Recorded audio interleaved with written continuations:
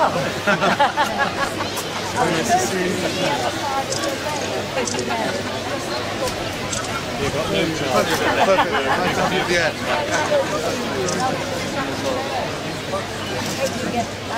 Sorry, myself. I know, sorry. What's the next one? You've got no charge.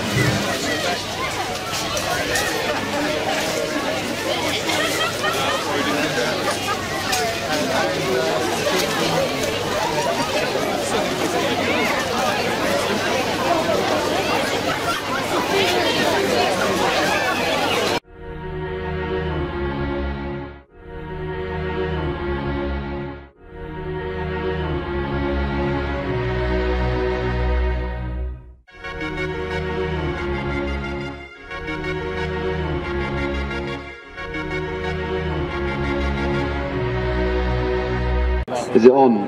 Ah, yes. Good afternoon, ladies and gentlemen. It's an enormous pleasure and privilege to be here at the Suffolk show today. I hope you can hear me over the noise behind me.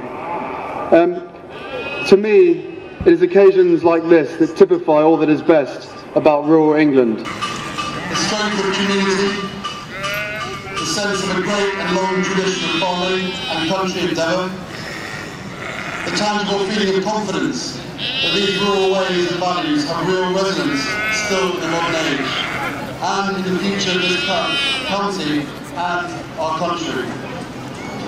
By observing the Suffolk punch behind me, their stature and their temperament, you can begin to understand this county. There's something durable, powerful and magnificent about Suffolk, its people and its ways.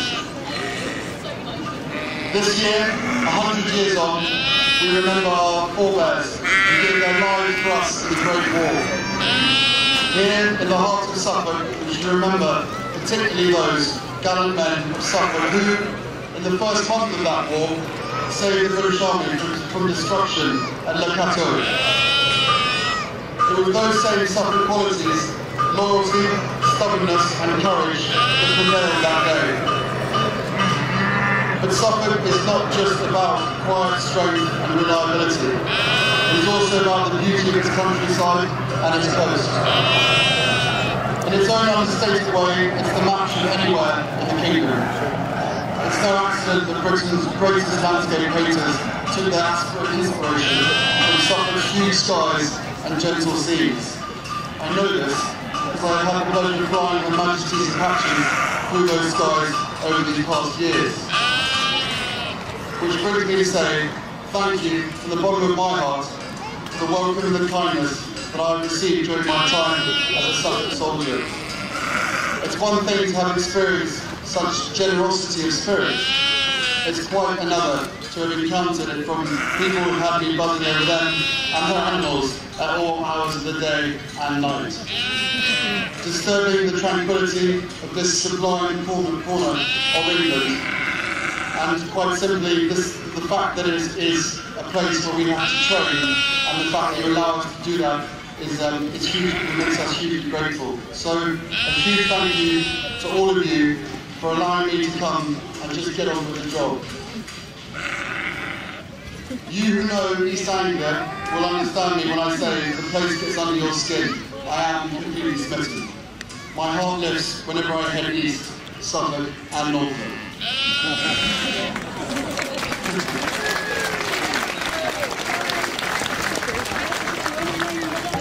Thank you so very much for asking me here today, and I hope everyone thoroughly enjoyed their time in the Suffolk show, even though the British weather seems to be holding out. But no, really thank you so much for having me here today, and thank you for keeping so quiet during the speech.